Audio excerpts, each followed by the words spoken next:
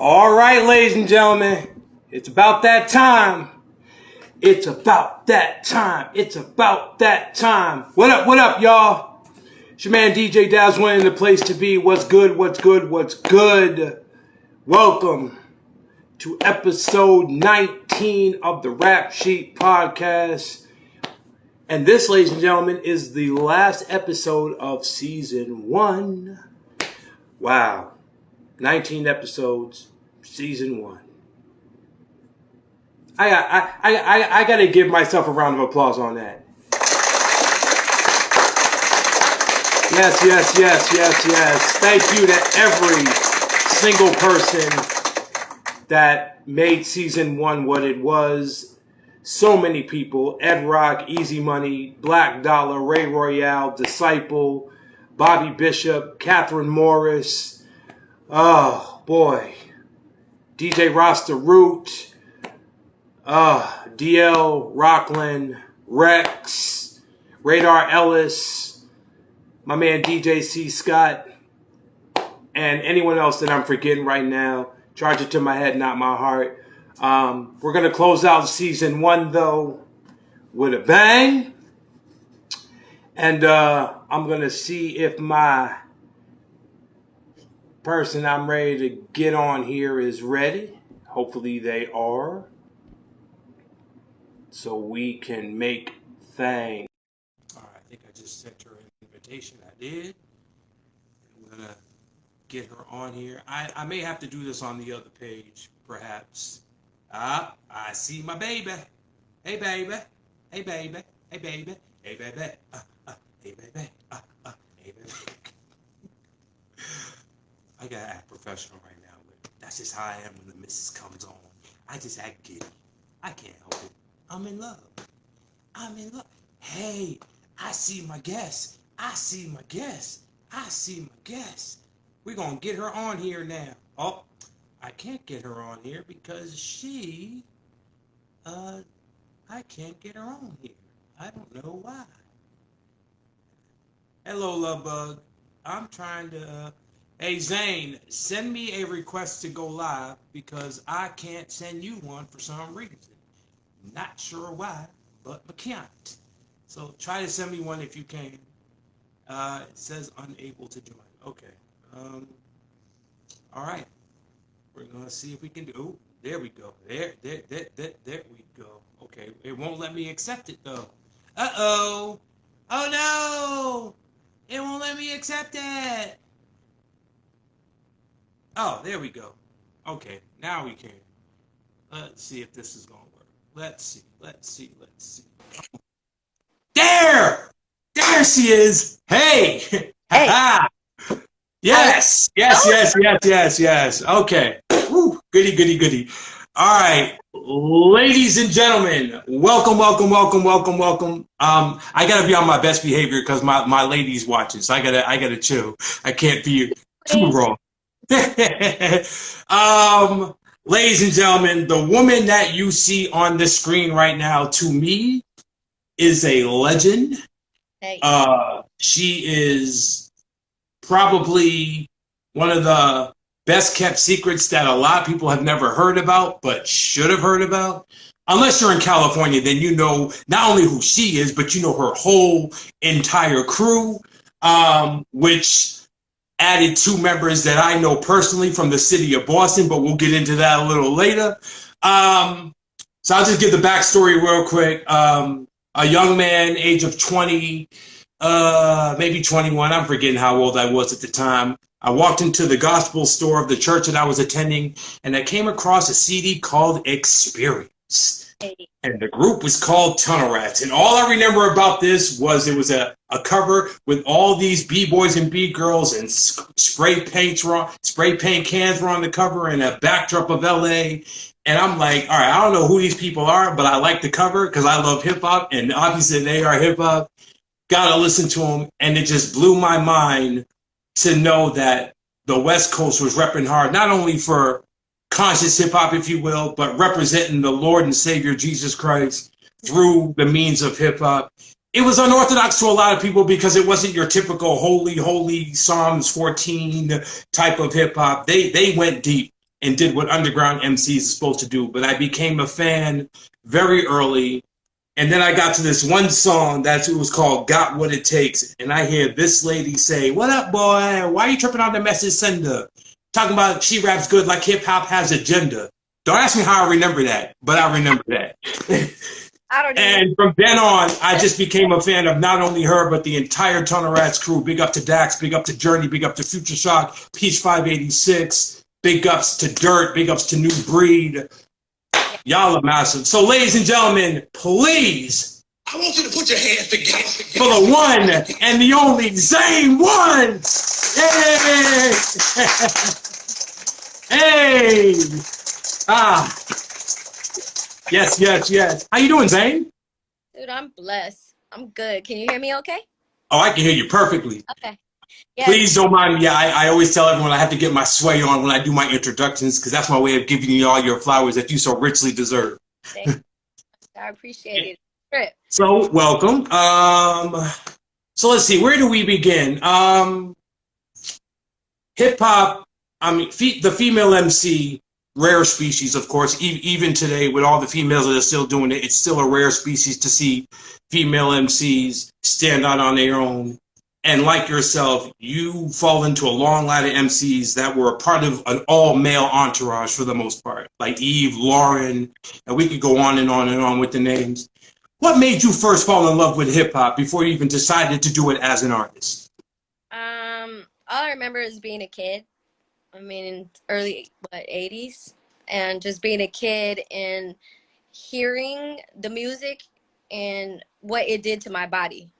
So whatever it did to my body, I knew that I was just absolutely in love with it. The fact that you could take words and make them rhyme and over the beats that, you know, that they were creating at that time, as simple as it was, obviously. I just knew that I loved it. Like there was, you know, when you're like little, I don't know how old you are, but you know. No, when I was go ahead, finish what you were saying. Go ahead. When you're super, super little, and if your parents had a record player, you know, when you would throw that record on, there was maybe just that one specific song, maybe when the bass hit or some type of drum or something, and it did stuff to your body, obviously. Yeah. So young child, I think I fell in love with how it made me feel first. And then as I got a little bit older and I just can comprehend actually, you know, like the stuff that was actually being said, you know, self-destruction, you know, at that time too, like me and my homegirls were just talking about that. I was just like, I mean, how it was just a change, and you know what I mean? And it really made you dig deep and think. And in LA, we had a radio station called K-Day. So it was an AM radio station. So whenever, you know, that you could hit it with the airwaves, like with the antenna, catch it, 1580 K-Day. And that's where they would just play it. And, you know, you just have your little cassette and start recording stuff. So I say my brother's influence too as well, obviously. My brothers and my cousins, you know what I mean? I was like mid in age with them. So I was like, you know, the little girl cousin, but I was still old enough to play, you know. So they would let me hang. It was tight. I'm sorry. Go ahead. No, go ahead. You're cutting off, but I say something. Can you hear me? Hello. Yeah, there you go. There you go. 1, 2.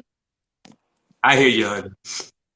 So, yeah, I was born in New York, so I could definitely understand what you're saying. Like, it was all around me, from the subways to the people doing graffiti to the break dances. So I understand exactly what you're talking about. And just the cracking of the vinyl before the music even started just was the... Oh, yeah. Couldn't tell me nothing just about that. All you old school heads know what I'm talking about. If you don't know, you were deprived, and I feel bad for you. We're going to pray for you. So you went... Okay, so what was the first record you heard that said, all right, you know what? I may want to pursue this as an actual career because of what song or what record or what group? The Bridge Is Over.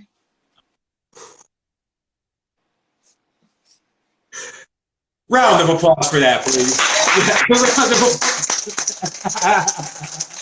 Absolutely, absolutely, absolutely, absolutely. Big up KRS-One. What was it about The Bridge Is Over? Why The Bridge Is Over?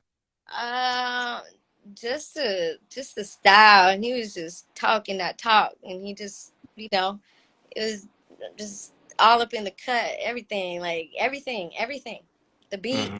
everything, every, Everything. Yeah. everything. So yeah, So, but uh-huh. the first song I ever rapped, and I rapped it to my brother. I was 12, and it was MC Light Cappuccino. So Ooh. that song is the reason why I rap, you know. Hmm. But why I fell in love with hip hop and said, I want to do this was for sure the bridge is over. Right on, right on. Ladies and gentlemen, if you're just now tuning in, we got the LA woman herself, Zane One, in effect. Tunnel Rats, massive LA representative, the whole 9 yards. We are going to get into the EP.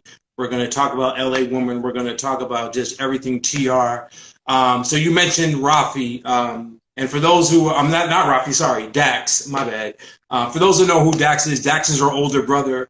And look, before we get into this any further, there are a select few MCs I would never want to battle. Dax was one of those. Man, listen, whew, this guy had a ferociousness about him. But it was funny because when he's off stage, he's cool, he's calm, he's relaxed. But when he's on stage, it's like this alter ego that just comes on. And being next to Jurny as well, like Yeah. for those who know who Jurny Big is, just look him up. Thank me later.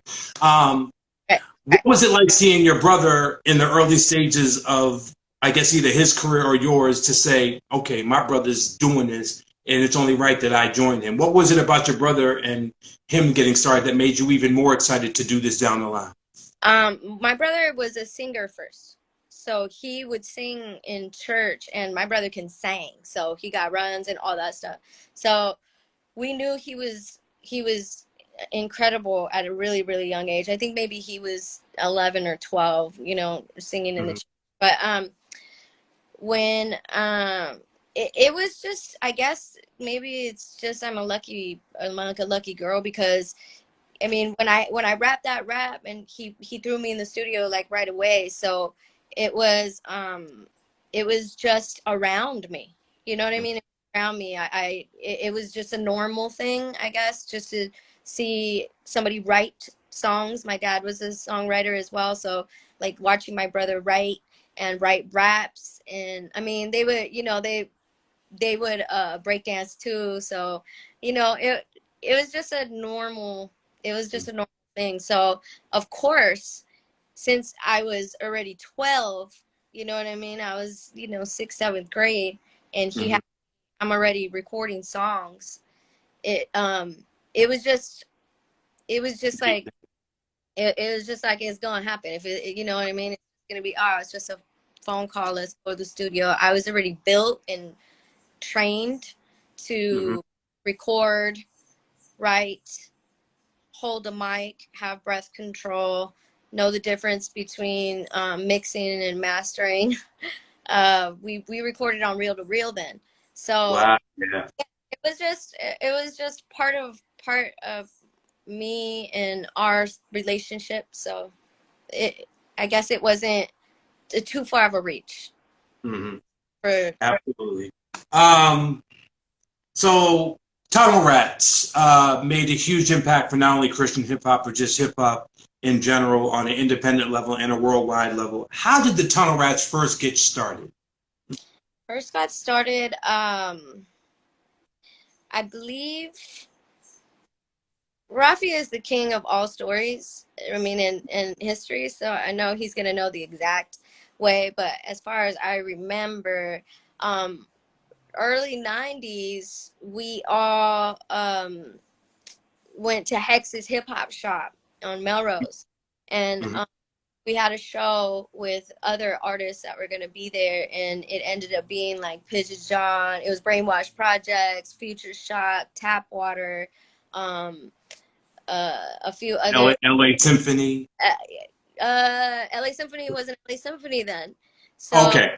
yeah, I don't recall that first night actually meeting the rest of the members of LA Simp that night, but I know definitely it was Brainwash Projects with Soda Sadducee, and I remember a few other cats being there. Future Shock also. I don't know if I said that, but Mhm. I don't even remember if maybe there was a few girls there, but I definitely remember the boys all fell in love with each other, and my brother invited them all over to the crib, and I was living with my brother at the time, so he wanted me and his wife to cook for everyone. So there's like 20 boys, 20 dudes in the house, and they just all were vibing the whole time. Now, sometime a little shortly after that, I think my brother just had it in him just to create this group. You know what I mean? I don't know if they had traveled and linked up with New Breed, and they brought Dert in. We had peace, that whole time from LPG to experience and on. But it was just all, I guess, a collective thing. I probably Dax's brilliant idea. I really don't know. No, that's cool. The true story. No. That's. Yeah, I'm sorry. Go ahead. you know what I mean, for the Experience album. We met young Raphi at that time for sure, and we got him on that. So that was the first, Tunnel Rat thing. And then later on, I think when they traveled, that's probably might be the story. Like when they traveled, then they brought more people, like Doc, New Breed. Right. Okay. So that makes more sense, right? It makes more sense. Nah, either way, the story's dope because I'm glad y'all got together. So I'll take it all. Group. Yeah. One thing I want to bring up, and this is something I had a hard time understanding, and maybe you can better explain this because you were around it. There would seem to be a lot of dissension between groups like the Cross Movement and people on the East Coast who had a hard time understanding what the Tunnel Rats were about. Some of them even went on to say that y'all really weren't Christian hip hop artists. Y'all were just whatever the words they use. I'm not going to go back because that was 20 years ago. But it really broke my heart because I was a huge Cross Movement fan and MCs on the East Coast, like Remnant Militia was more down south perhaps, but definitely Cross Movement and other groups like that repped hard for the East Coast didn't seem to really like you guys. Was there dissension in the ranks of Christian hip hop between groups like them and you? Or was it something you always trying to understand, like, why are they hating on us? We're trying to do the same thing they're doing. It's just our sound and our message is different. Can you explain that? Speak on it?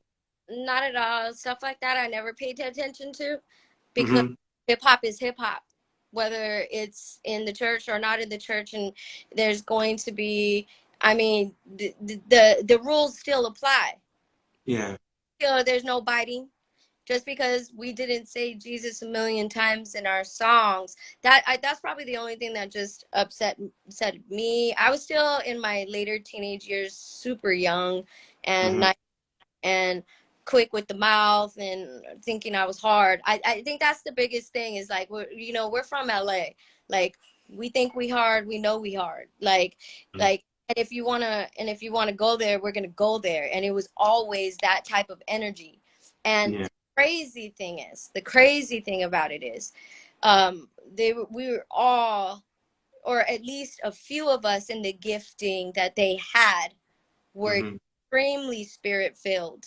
If you were at the shows, you would understand that not only did we kill it on the mic as MCs and show, and was able to hit all these people. See, that's the difference. The difference was too the I don't want to talk about that group specifically, but those people who were thinking that at that time were only interested in performing for the people in the church.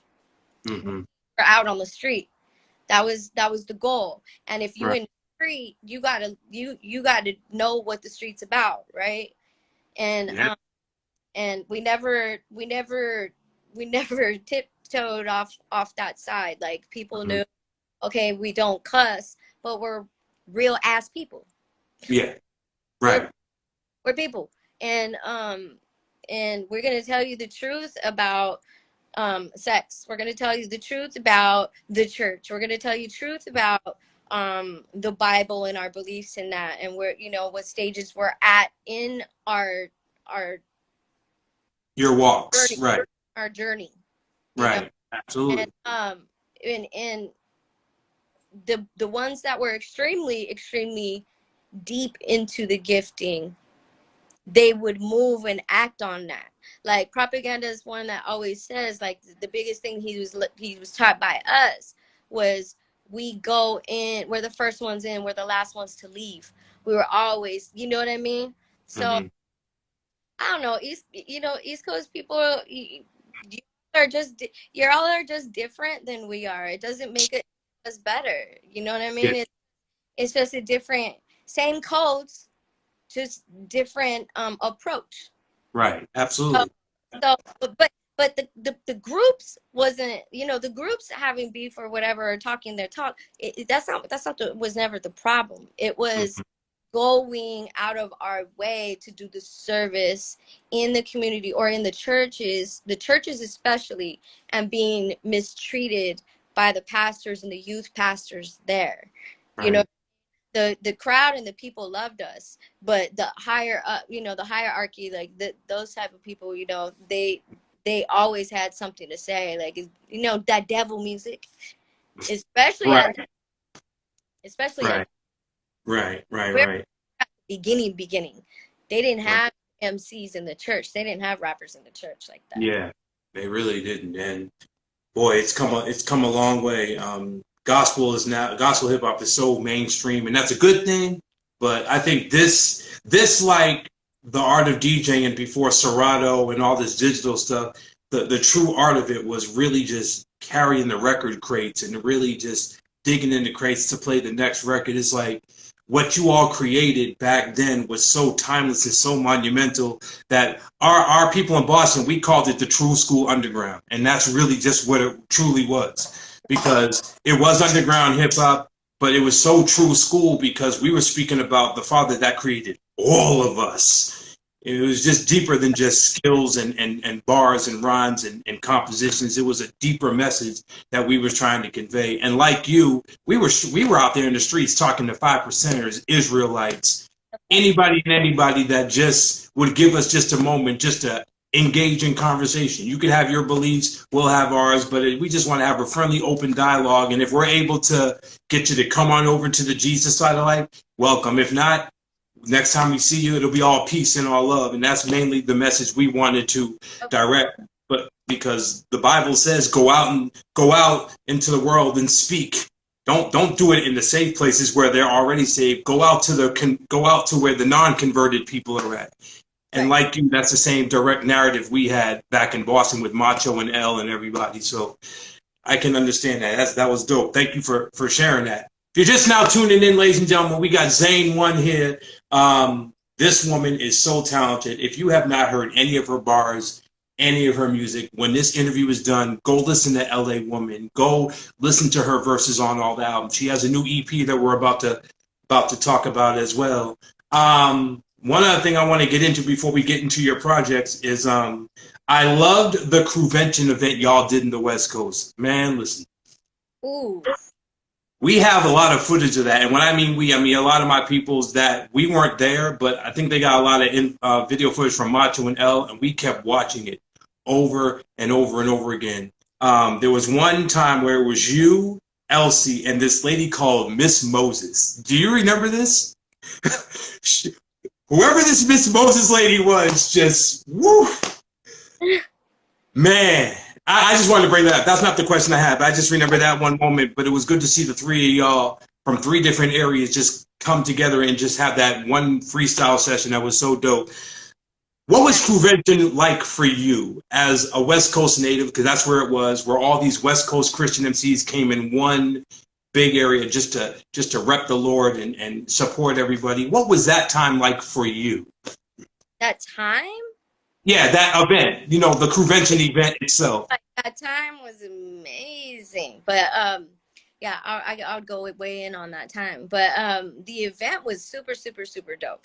I mean, in Whittier, where I live, there was always like dope hip hop shows. You know what I mean? Like when LA Simp would come out, and so it'd be this crazy lineup of like LA Simp, or even before LA Simp, it would be like Brainwash Project, Future Shock, LPG. I mean, just them three on the line. So I was happy to always have shows. You know what I mean? And the shows would just be cracking. But this obviously was different. It was so dope. It was so dope. I mean, I just remember the feel of the crowd, like just that was there. I mean, but here in, like I said, like we had dope shows all the time. Right. So this one was obviously extra special because the people came out and it was in our hometown too.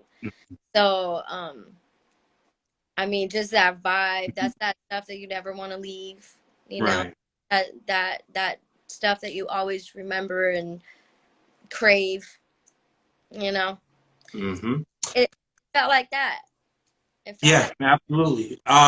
Shout out to Dert.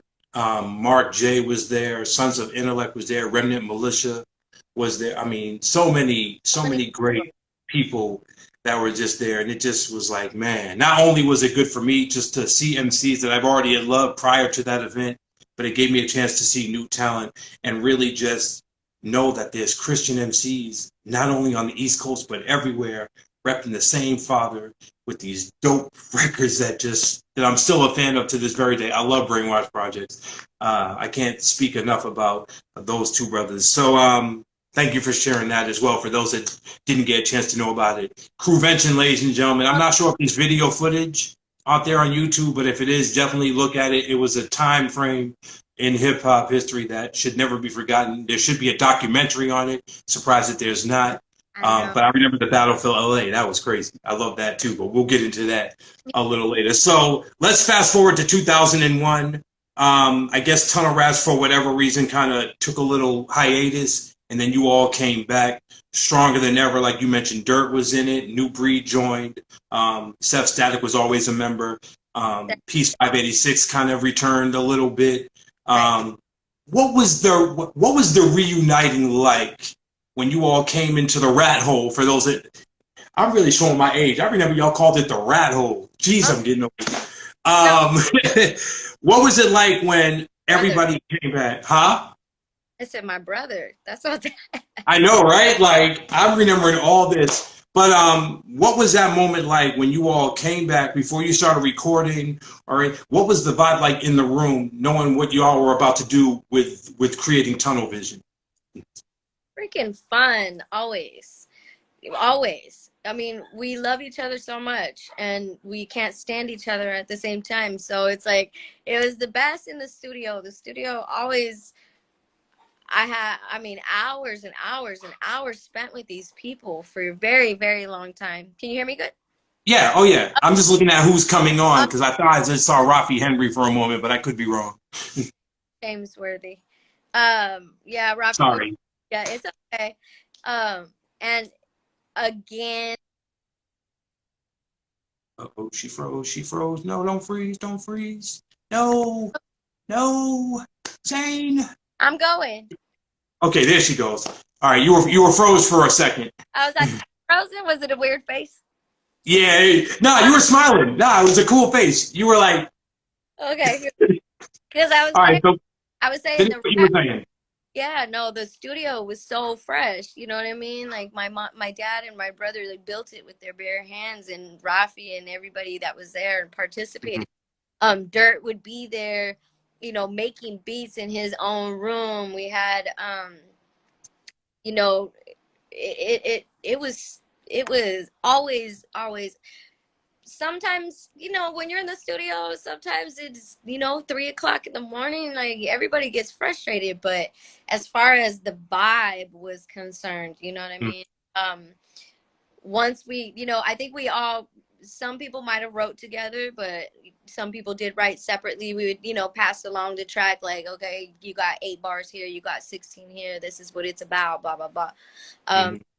Because I think at that time I lived in Phoenix for a little bit.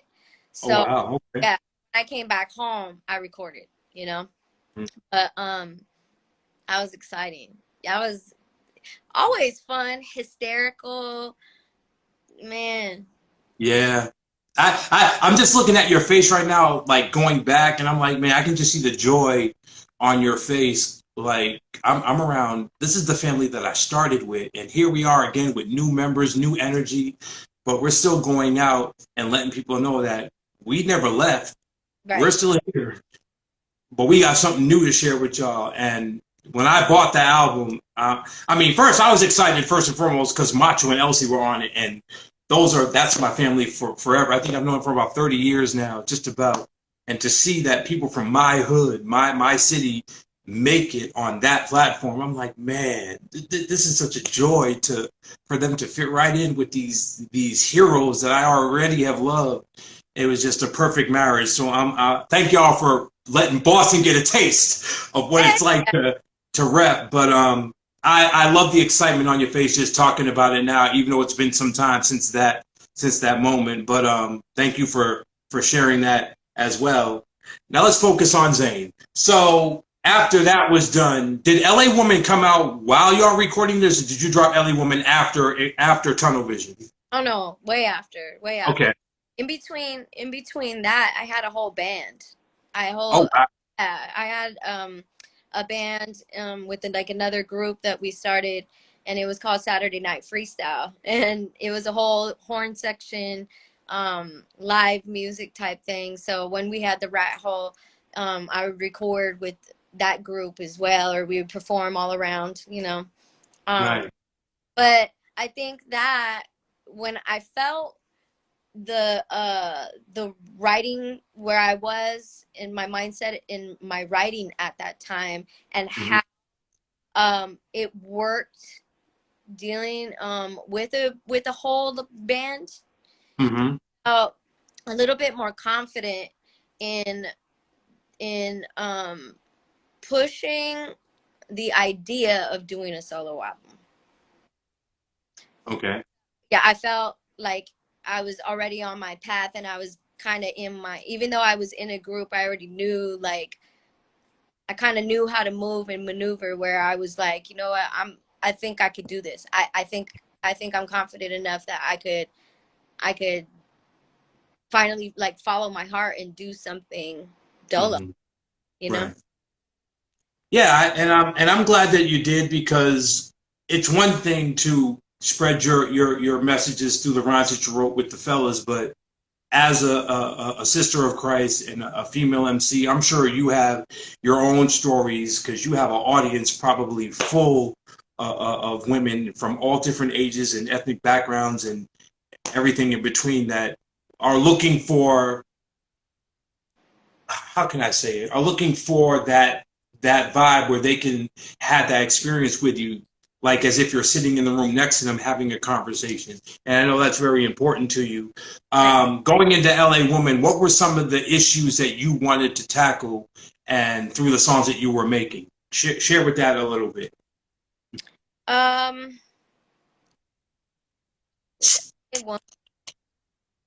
To begin with, the issues that I had to tackle were all personal to begin with.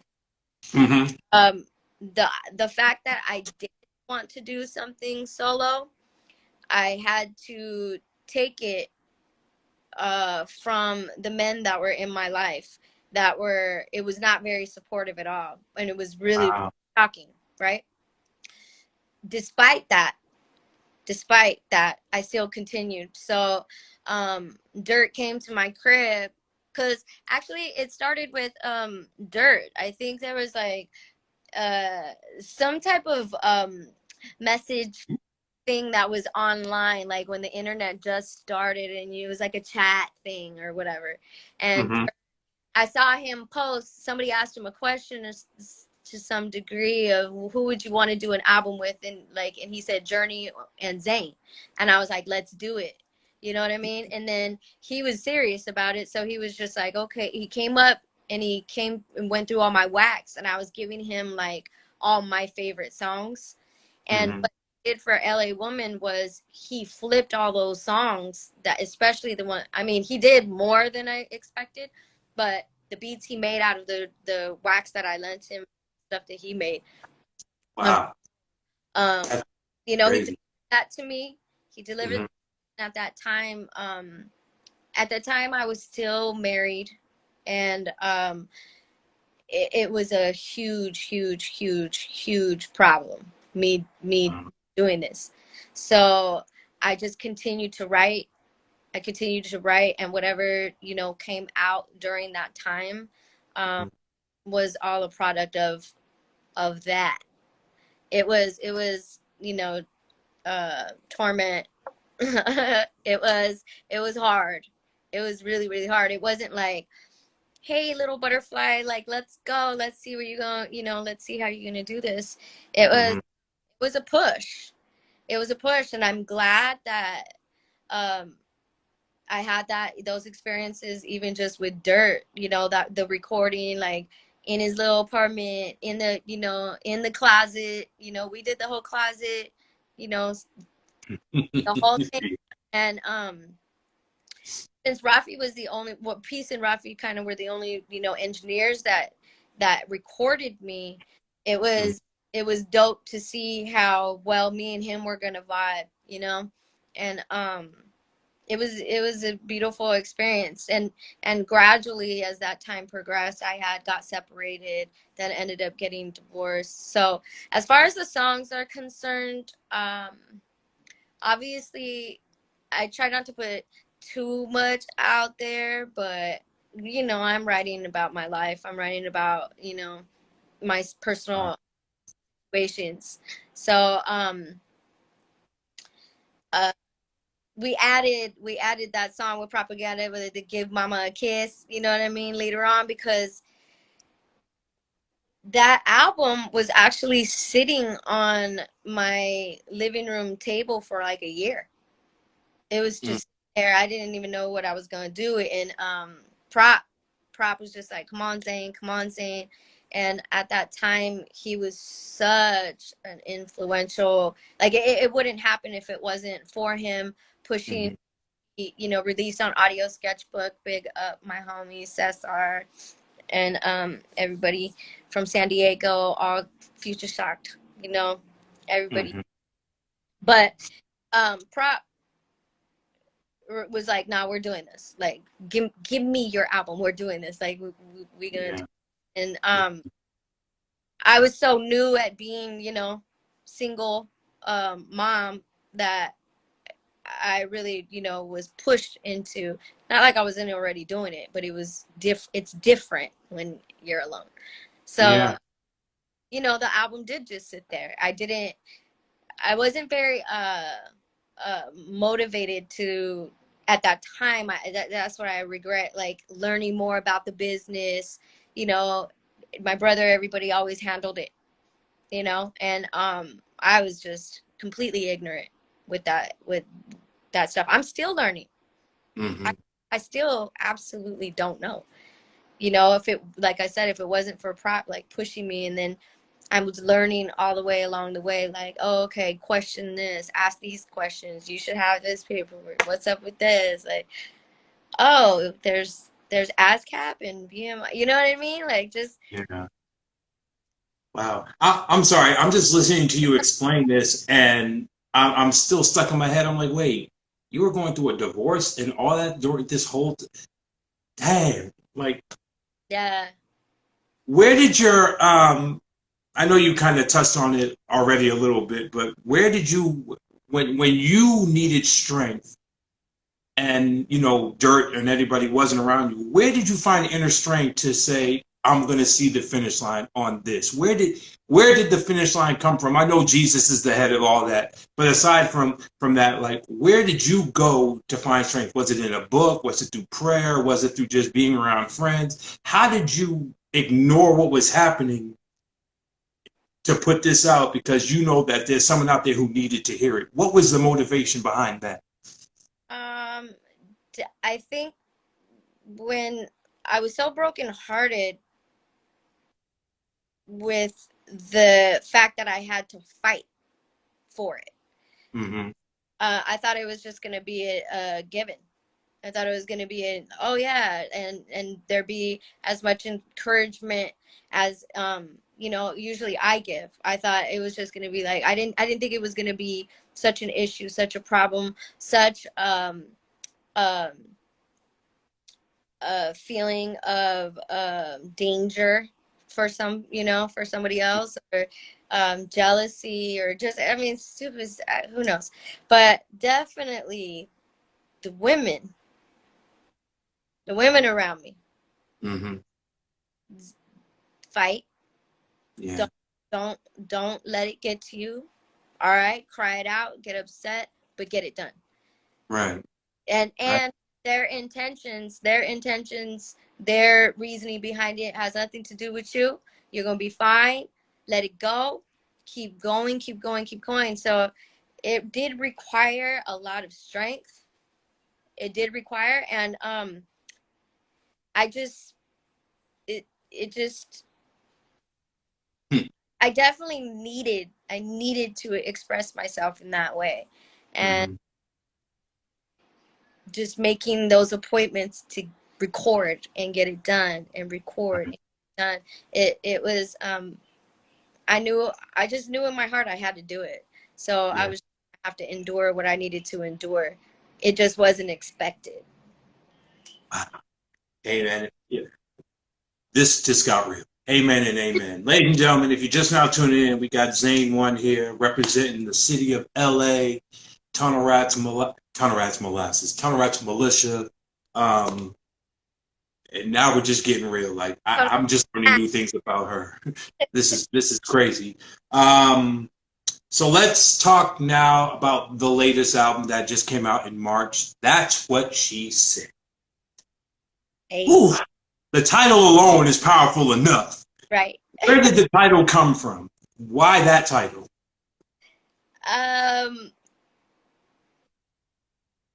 Well, I wrote that song. I had wrote that song, the verses for that song, to a whole nother beat. And I wrote it probably about like 5, 6, 7 years ago, maybe. Mm-hmm. At least the first verse. And one day I was just driving home, and I had these beats from my homeboy. His name's Roy Royal. He did about 4 tracks on the album. Me and him just mesh very well. We vibe very well. But he had given me probably that beat maybe 2 years ago. Mm-hmm. I was chilling in my my Gmail, so I went to my Gmail and just started going through his beats. And I'll mumble stuff, freestyle stuff over, but I just started writing. Well, I had the idea in my head, you know what I mean? What would be the illest thing that a female would have to say to get a gentleman that's hard to get? Mm-hmm. Will be the illest Right. thing. So I remembered that verse. So I started rapping that verse, and then I came up with the hook, and I was just like, that's what she said. Like, and it really was like, obviously, like that pun, like that sexual pun that everybody, like, when you could say anything, and that's Yeah. what me and my friends do constantly, is anything anything crass, anything in that manner, we just say that's what she said, you know. So it was that, and then obviously I try to do the little play on it as well, like Mm-hmm. she said, it was simple as Right. that. Now, I was on your Bandcamp page when you agreed to do the interview. I started to do my research and this stuff, and I noticed that you dedicated this album to your father. Yes. How influential was your father, not only to you but to Dax as well?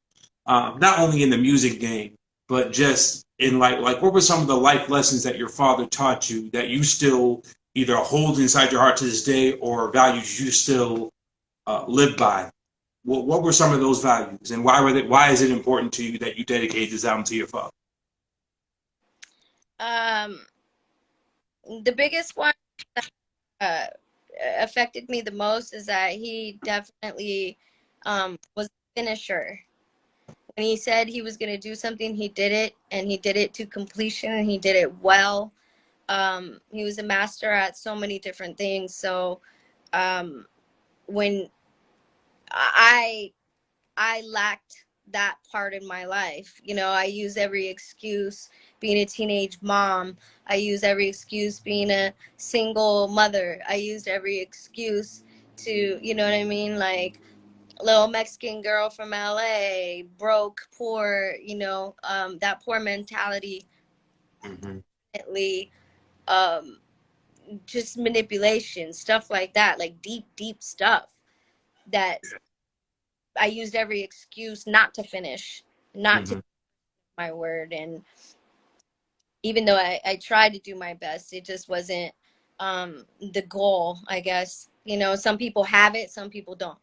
And when he passed, I was like, I'm going to finish this. You know, forget the fear, forget the excuses, forget the whys, forget writer's block, forget trying to over analyze your lyrics, forget, trying to have to prove yourself constantly to something and somebody. Just let it go, let it flow, finish.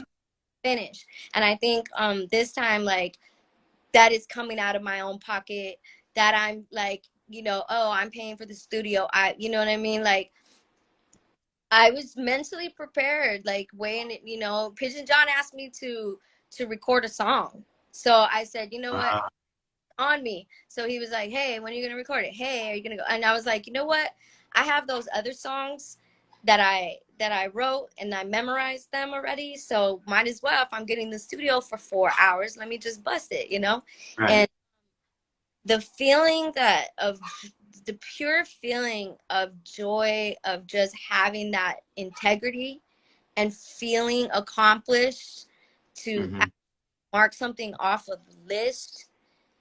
And I guess I'm that type of person where it's just, maybe I need to see it, you know what I mean, and write it out and mark it off, and to feel like just the utter joy from that. It just obviously took me straight to him. Like, he would be so proud of me. He begged us. He always wants the Tunnel Rats to do stuff and to finish things. He loves the group so much. That's one thing. My father also went into deep, deep, deep, deep studies with us, as far as kingdom living. And, like, I mean, he was a teacher. He was a children's pastor. At the same time, he would have classes with the elderly, and he was a singer and the choir leader. And so there's too many. He was my pastor, so it's too many to even. But that one in particularly, for me, like, I don't ever want to go back. I don't ever want to go back to being that lazy, excuse giving person, when I really want to be a woman of my word. There's that. Sorry, Moochie, can you make me that? Sorry. My another oh God, my father had changed so much. But he changed later in life. And being a Vietnam vet and hearing him open up later in life about what his experiences were, and seeing him, like, actually being this quiet shell of a man that obviously, I mean, claustrophobic, not affectionate, was a great father, great there, but not, you know what I mean? There was a lot of things growing up with him, and then seeing him later in life actually change with so much humility and grace. I was like, wow, it is possible. You know how people say, once they're 50, forget it. Like, they stuck in their ways. They ain't ever gonna, they gonna be what they are. And it's like, no, I saw it with my own eyes. I mean, he still was who he was, but it was such a deep, deep choice. He made the choice to really, really, really be the example of what he was saying and what he was talking about. And God, always there, always there, always there, always giving music, always. Another one I would say too is it's really difficult for you get to a place in your mid 20s, 30s, whatever, you know, you get into an enlightenment stage where you look at people for, you know, who they are, and you finally you kind of get to a place where you're just like, nah, I don't have to take that stuff no more. Like, I don't have to listen, I don't have to accept these things. And my dad, no matter how foul you were, how messed up the situation was, like, no matter what, he would still be like, he'd be pissed. He would probably react a little bit, but then he would check himself and just let, you know, always move in such a loving, forgiving, very, very, hey, they're lost. Hey, oh, you know, it might be that little Scorpio Sag thing of him too, but it was constant grace and forgiveness. And I mean, don't get me wrong, that Scorpio will come out, he'll cut you off, he's gonna cut you off, but I mean, you would have to do something really, really like disrespectful, like he's gonna kill you, cut you off.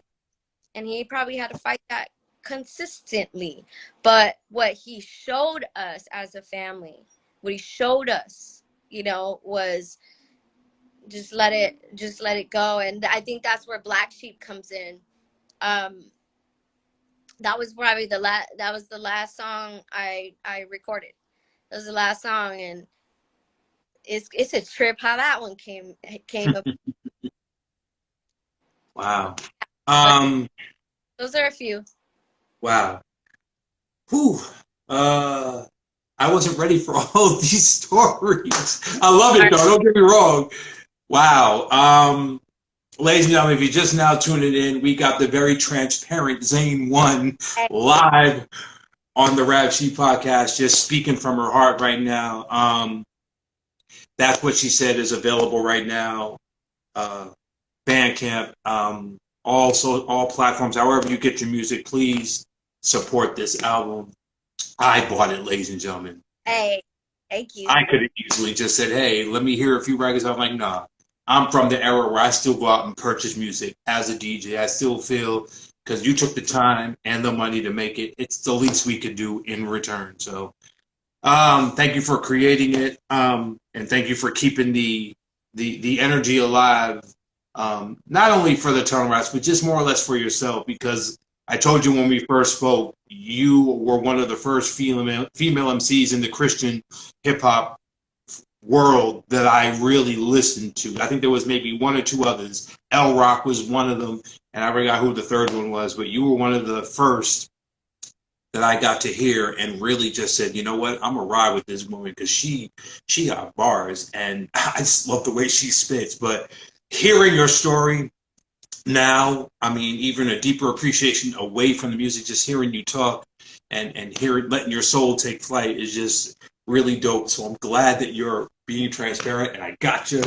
And this is really, really dope. Damn, I didn't even get to ask who your influences were coming up. You did mention MC Light, but yeah, let's lighten it up a little bit because that was heavy. That was deep. That was dope though. Who are some of your favorite MCs coming up, or even some of your favorites right now in 2022? Growing up, MC Light, Latifah, Lauren, Medusa. Now I would say Il Camille. I just got super hip to Lil Sims from the UK. She's dope. Yep. Yeah. Stats the Boss is dope. I heard of her. Yep. There's some. I mean, for sure, like the Brujas, they're tight. Who else is that I'm bugging about? Like bugging. Like all the LA girls, you know, they're killing it right now. Like Belle's killing it. Shout out to Belle. Who else? I know there's a few. Like I just like found some. Like, oh shoot, who's that? Or oh what? Who's that? You know, because like you said before, there's really not many. You know. Yeah, there really isn't many, But, and honestly, there's really not good ones. yeah, Bahamadia, Lady of Rage was hard. You know, that's some West Coast. Yeah, absolutely.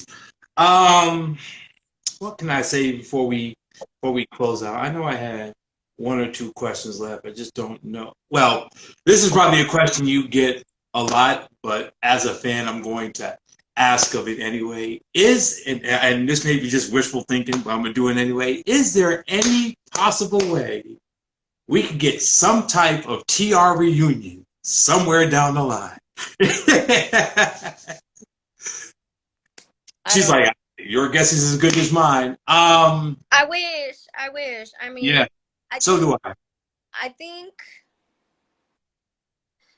like maybe not a full length, but maybe like whatever we could get, you know, like I mentioned before, like Peace, like, you know, he tried, you know, he really pushed at that time. Everybody was like, yeah, but with our lives and, you know, just, like it's been 14 years since I put an album out. So I was having a really hard time with just the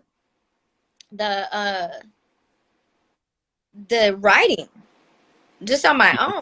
Like obviously look, I had these beats, but the writing for me or just sitting my butt down and trying to just sit there and focus and write. Like lately, like the way that this came out, That's What She Said came out is I actually was writing and actually, you know what I mean? And I was writing quick. Like in a whole, you know, I'd write a whole song, I'd finish it in the day, maybe 2 days. Like it wasn't even past that. And then I would memorize it and go straight and record it. So whatever this flow was, I just went to it. So I think like with all of us, we would all have to be in that same type of flow, right. Or at least all with the understanding that, you know, I don't know. I mean, I don't even know even if like mad money was involved. It's just time and communication and, you know, everybody's desire to do so. So right. Well, if it ever happens, I will be here for it. But in the meantime and in between time, salute and kudos to you for not only being a general in the hip hop game, but for not being afraid to speak your voice for women everywhere. I was watching a few of your Instagram videos, and I saw how you just would have just all types of, you know, different women from all age groups with your music playing in the background. And I'm like, man, this is speaking volumes right now, because all generations of women are being represented here while her music is playing. And that alone just spoke. That's all I needed to know. I'm like, this tells me where she is and what her stance is. She's like, look, I'm carrying the torch for female MCs, for female Christians that are minorities at the same time, because as minorities, we're going through a different struggle as it is. Never mind fighting Satan and trying to remain saved and do all the things that God requires us to do. But as minorities on this earth, you've seen it. You know how racism gets and how we're treated as minorities. We never get a fair deal. Like, the color of our skin is already strike 1, 2, and 3. I'm sure you know what I'm talking about and have been there, especially in LA, because not to quote NWA, but I'm quoting NWA, F the police. Yeah, I said it. Yeah, I definitely said it, and I mean it. So your strength right now is giving me life. Makes me want to start writing again. I used to be a rapper too. Good Lord, I want to do it again. We should do a record together. Who knows? But I just want to say thank you. I know it's not easy. I didn't know you were even going through a divorce. I know you are. How old is your son now? My boy is 25. How old was he in? How old was he in the TR video when he was doing the b-boy stance at the end? I think 4. He was 4 then. Wow, wow. Does he have a passion to do an MC? Does he want to be an MC, or is that something he? He buzzed. He's been making beats, but dude, he could freestyle, like freestyle, like go. I was in the car Wow. like not too long ago, and I was like, he just kept going and going. It was probably like 3 beats in, full on beats, and it Wow. by like the whole time I was like, ah. I was with my cousin Tony. I think both of us were looking at each other like, what? Right. So he's fresh. He motivates me. He'll sit here and he'll be like, he'll tell me if it's whack. Like he thinks it's whack or whatever. I kind of don't care. I don't care, but he I don't care what the kids really say much, but but he'll push me. He'll push me like, come on, mom, like let's rap, like let's freestyle. He'll throw on beats.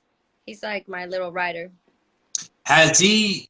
I'm pretty sure he's listened to the stuff you created way back then. How often do you listen to your old stuff and compare it, or say, all right, and compare it to the new stuff? Like, are there similarities to Zayn back then as opposed to Zayn now? And or do you just listen for nostalgic purposes and go back just to relive the old times when those records were made?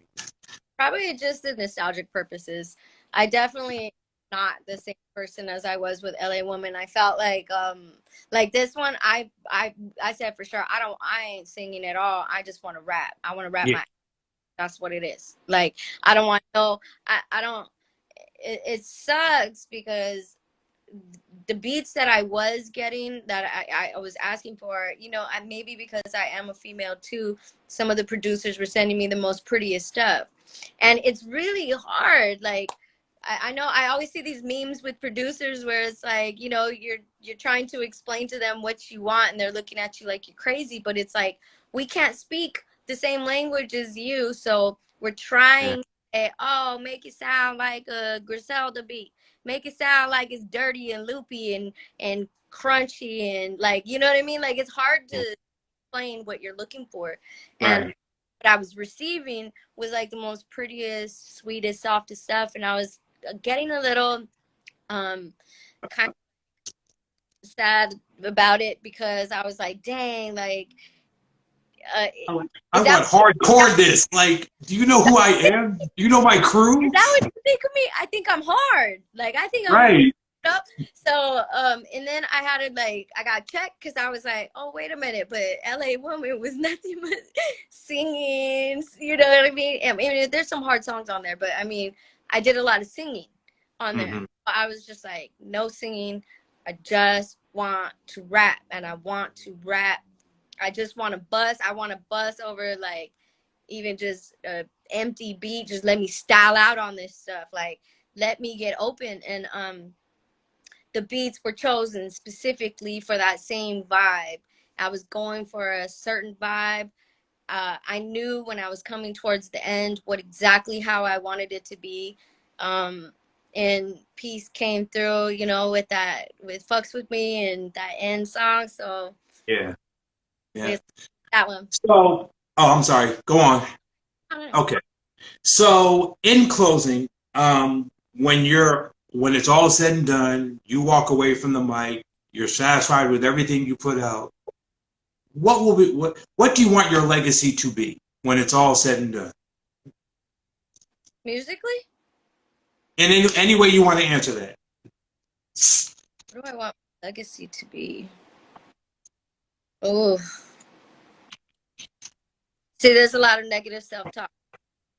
Hey, speak open. Speak open. That sucks, but it's good that I can check it. What I would want my legacy to be would oh shoot. Man. Take your time, Zane. Take your time. Yeah. I mean it's difficult because my mom says you're one of the strongest women I know. I say, yeah. She goes, yeah, but when they ask you where you got it, tell them I let you borrow it. Right? Well, your Definitely. mother's right. You are a strong woman, very, very strong. And I'm going to ask my girlfriend when we're over, what does she think? And I can't wait to hear what she has to say. I'm going to let you answer that in just a second, but Yeah. I'm going to call you. You are the embodiment of Proverbs 31. I mean, and anyone who reads the Bible know what that's all about. Shout to all the virtuous women that are out there. And you're unapologetic, and that's even doper because you don't have to apologize to no one for everything that you've done. Your body of work will speak for itself. It's not about sales. It's not about how many videos you've done. I always say, whenever you do a live show, whoever is there, whoever shows up was meant to be there. Definitely. And yeah. So let me just digress right there. What is Zane One's legacy when this is? Oh, you know what? I'm gonna be deep, so I'm gonna use your government name. Please don't be mad. But when it's all said and done, what will the legacy of Zayn Renosa be? Man, I don't know, because there's so many parts of me. So it's like, okay, well, the creative artist, you know what I mean? Like the legacy of my art still hanging in somebody's wall. Them carrying the bag that I created from 15, 20 years ago. The piece of clothing that I hand sewed and stitched that they're still wearing. Wow. Like, what would I want, like, my grandchildren to carry and to take would definitely be the lessons from my parents, but and me actually being a physical example of their teachings and replicating it and making it better so they can witness it, and just my legacy. And I just want to I want to change with as much humility and grace. And I want musically, I just want everybody just to, you know, Yeah. hopefully know that it's, some, You're so cute. You're like, some I'm so strong on the mic, but I'm trying to get the people, words out. some people are just dope and they know how to bust and they know how to. I hope I fall in line with that, with people. People say that about me, but I don't know. I think I gotta dig a little bit deeper with that question. Yeah. I want to be honest with it. God will give you the answer when it's time. Right now, it's not the time, but when He gives it to you, you'll know, and you'll be satisfied with that. I'm going to say that I go back to 96, 97, 95. I forgot the year the album came out, but when I held that album in my hand, this is no lie. I remember my friend was right there with me when I bought it. He was like, "You're going to pay $18 for a group you never heard of?" I'm like, "Yeah, so that's the whole purpose of music." The cover grabbed me. So when I saw this, and I'm about to take you back on memory lane, there it is. There it is. When I bought this album, I was like, one day I'm going to meet some of these people. And you're the first person I got to meet, even though it's virtually. But I want to personally thank you and all of the Tunnel Rats. Whenever you speak to your brother or Shames or any of them, please give them my love. It was a beautiful thing. It also gave me a chance to really learn LA hip hop, even though I was already a fan of people like The Far Side and Razcast and Jurassic 5 and Dilated Peoples and all these great groups from the West Coast that I've already been fans of. But for you to speak to me as a saved person meant so much more. And so I'm glad that you all did what you did. I'm glad you took the stance that y'all took and didn't care what anybody else thought, because I love the rawness. I'm from Brooklyn. We like boom bap. We like that hard edge, but we like the message in the music. And I'm glad you all did that. Hearing you talk, sharing your testimony today was very, very dope. Thank you for being open and transparent to share. I know some of it was probably tough. And I'm sure the listeners they're all giving you love in the box, by the way. So you keep doing what you're doing. And God will use you in the way that He wants you to be used. Mhm. And I just thank you for being who you are. Ladies and gentlemen, this is Zane One. If you do not have That's What She Said, I ain't buying it for you. Y'all got $20. Go get it. Go on my Okay? I know we're in a recession, but a lot of y'all got your tax return money back by now. Spend 20 of it on this woman. Listen to this album. Support this woman. Are you performing anywhere in the upcoming weeks? If so, where at? I'm performing on May 21st at the LA County Fair with the Boom Bap Kids. It's gonna be Nice. fun. And then the next day, right after, I'm gonna be performing at the Black Book Rhyme Book Sessions on Fairfax. So a couple weeks. It's gonna be nice little sets. I'm gonna switch it up a little bit because I've been performing, and the way I've been performing is I've just been running through my EP, kind of giving you the experience. But I want to thank you, brother. Like, this is super, super dope. I'm glad you're my first podcast. And number 19 is my favorite number. So it's super, super, super crazy, right? So weird. Yes. And then, big ups my crew, big ups the Getters, big ups like my family, obviously, my little grandbabies. And I'm super, super grateful. I'm super grateful. I'm extremely overwhelmed with the love that I am receiving. I haven't had nothing negative like sent my way, and I appreciate that. I appreciate so much. I just want to give so much thanks to God right now. Like even just in the day, I've just been extremely overwhelmed, blessed, where I feel like I just need to, say it publicly, how unbelievable it is. And I got beats for some other stuff, and I'm just gonna do the same process that I've been going on, where I'm just gonna write, let it flow, let it see what happens. And I'm excited for this summer and the push that I'm gonna give. I'm gonna drop a video this week shot by Shames Worthy. For what song, if you don't mind me asking?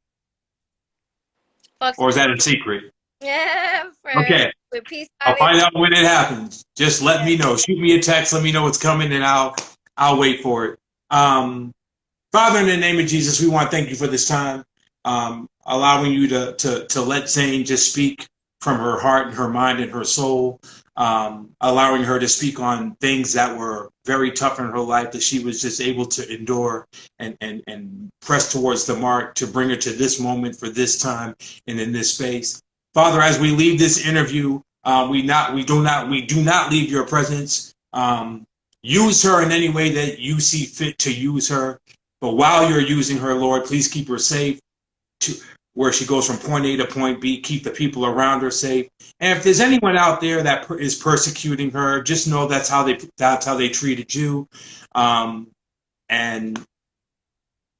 just know everything's going to be all right. At the end of the day, everything's going to be all right. You called her for a purpose. You called her for a plan. You called her for a reason.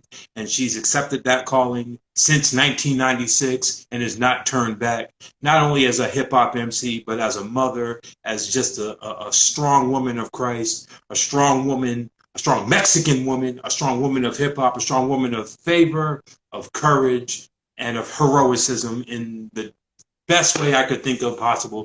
Thank you for this time. As we leave your presence, we don't leave your heart until we meet again, whenever that time is, or when the next album drops. In Jesus' name, we thank you for this moment. Amen and amen. Yeah, that's it, ladies and gentlemen. I appreciate That's how we end. I appreciate it so much. Nah, man, thank you. No. Don't thank me for nothing. All I'm doing is created the platform. This is your moment. That's why I did this. Thank you for allowing me to do it. I'm a longtime fan, and man, I can't wait to see what happens next. So that's what I said is everywhere you need it to be. Go out there and get that. Are you going to have physical copies of this album by any chance? I actually am, and I'm going to make specific t-shirts for each song. So there's gonna be mad exclusive I'm gonna all the CDs. So I mean, right now I can't do the wax, but eventually I will have maybe even a 45 in the works. But the CDs are all gonna have special collectors, like individual art in each one. So I'm just trying to give it a little bit more of a collector's feel, you know, exclusivity, you know, that you know, that is kind of what it's about right now. Right. I'm trying swimming. I'm trying to figure Right. it out. But the artists that I have and the art that I do myself, like I just can't wait just to combine it and you know, little dope little sticker packs. You know, I'm the graffiti lover. Mm-hmm. Just you know, have mad exclusive stuff. Well, That's all I'm gonna say is before I get my copy, it better be autographed by hey, Zane One himself. hey, so, I can just have it as a collector's item and the vinyl too, because I'll get that. But thank you for just being who you are, who you've always been, thank and you. salute to one of the dopest sisters in the game. Thank you, brother. And it's because of y'all I use the term pen player. Hey. Thank you. It's because of y'all. When I used to say that, be like, "What the heck is a pen player?" I'm like, "Is that a way to get girls?" I'm like, "Nah. It's not that type of pen player, nah, bro." Kind of is though. It kind of is though. You talk about Jurny Big. Jurny is crazy. Like he'll do stuff just to it'll mean 8 different things. Just a brilliant writer. That's, I mean, we're all just in amazement and enthralled by the lyricism of the. That's why I was so hard on myself. It was like, you have Jackson Jurny in your camp. You know what I mean? Like you can't out nothing that is whack. Like you just can't. No. So, but now I'm a little bit less hard. But you've done this too. Like I know I said I would end, and now I can't because, and I told you this before. The song that you did with Shane's Throwdown. Oh yeah. Throw down 4 crowns. that deep. Yeah. I wish I was a b-boy because that's the first thing I thought of when that beat started going off. I'm like, all right, Jane. All right, really? Right. You waited to the very end of the album to drop that song on LA. That should have been song number 1. I was just because I was literally looking at my boombox when I was playing it, and that song. I was like, all right, Jane, really? Like you're lucky I ain't got your number because I would call you and yell at you and be like, yo, this joint right here is the one. Well, I just did my EP release, right? And it was like invite only. I only wanted my family there. It was a surprise. Like I'm gonna do it live, whatever. And we're at the end. I'm done with my EP, and they were like yelling out songs to do, and Prop was like, "Do Throwdown." I know you have Throwdown. I was like, I don't even know if I remember. Oh man! See, I was telling you. Like, if you busted out the very first rhyme from Experience, that verse, I would lose my mind. I end every set I end with Got What It Takes. Still to this day. So I freak it different every time. I invite people to come on stage and like bust out the last verses. That's my last song every single time. So I'm gonna. Oh man! Thank you. Yes. Okay, we gotta get you to Kansas City. We gotta bring you here. We gotta get you here. We gotta get you here somehow, some way. We gotta get you here. We'll work on that. We will work on that. All right, ladies and gentlemen. Rap Sheet Podcast episode 19, season 1 is done. I couldn't think of a better way to close out season 1 than to have this legend right here. Man, thank you, Zane. Is there anything you'd like to close out with? Shouts. Go ahead. Do what you do. Yeah, I mean, big up. Promote the album. Okay. That he said is on Bandcamp. Everybody else who just stream it, it's on Spotify, Amazon, all that stuff. YouTube Music. I'm so blessed to have that. A new video about to drop. The merch is gonna come up. Follow me on Instagram if you'd like. I'm gonna drop so much new stuff. I mean, I've been working on art. So other than that, you know, shout outs to my crew, like I said before. All my, you know, my friends, Nene, me, Fuss, you know, my DJ Salus and Seven. I got to perform with my DJ and her daughter, beyond beyond and has everything that I imagined in my head, like, just came to light 10 times than I ever even imagined. And it wasn't even a struggle to even, you know, have to explain or push. The vibe is just so crazy. It's so crazy between us. So I can't wait for more with us. You know, I've known my DJ Salus for, I mean, over 20 years. So I've been telling her for so long, like, you're the one, like, it's me and you, kid. So to you know, to have her, and then her partner is the one that recorded me, his studios. Big up Solo. If it wasn't for him, man, like Solo and Salus for sure, like, all the way, just all the way, all the way, all the way, all the way. It would not have been if it was for these two people too. So yeah, I mean, yeah, I think All right. I appreciate everybody. I love y'all. Thank you for the shares and reposts. Dang, I just dropped my little video for That's What She Said with my OG grad friends, and we're having a black book session. Big up Jade, Fuss, of course, my comadre, Akine Simran, my sister, Getters, like, all y'all. I'm surrounded by incredible, and every day I'm in amazement of Absolutely. what I learned. Shout out to your fiance. What's up, girl? Yeah. Hi, Kayla. Joe Sexy Still. Actually, during the interview, I think Peace joined in. I think he checked it out for a minute. So I was like, man, that guy.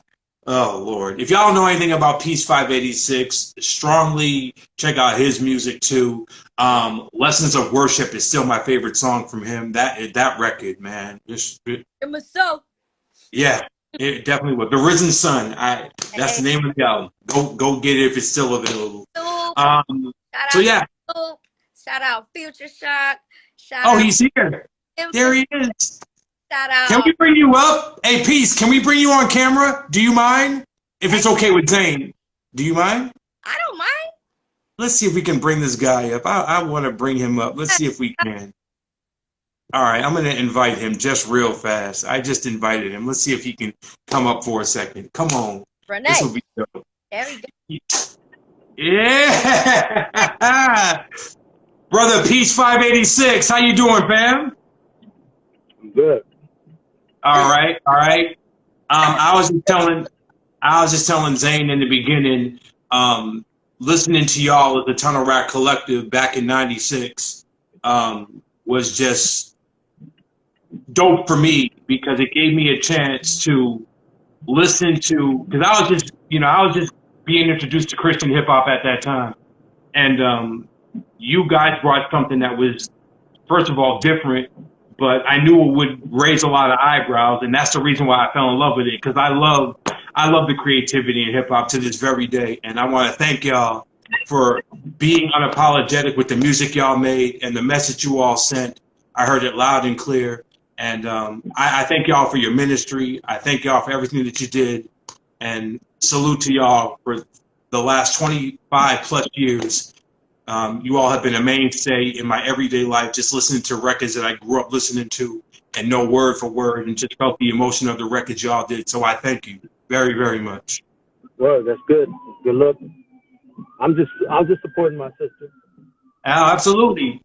But we got to give you your flowers too, man. Come on. You were part of that whole era. So thank you for everything you did.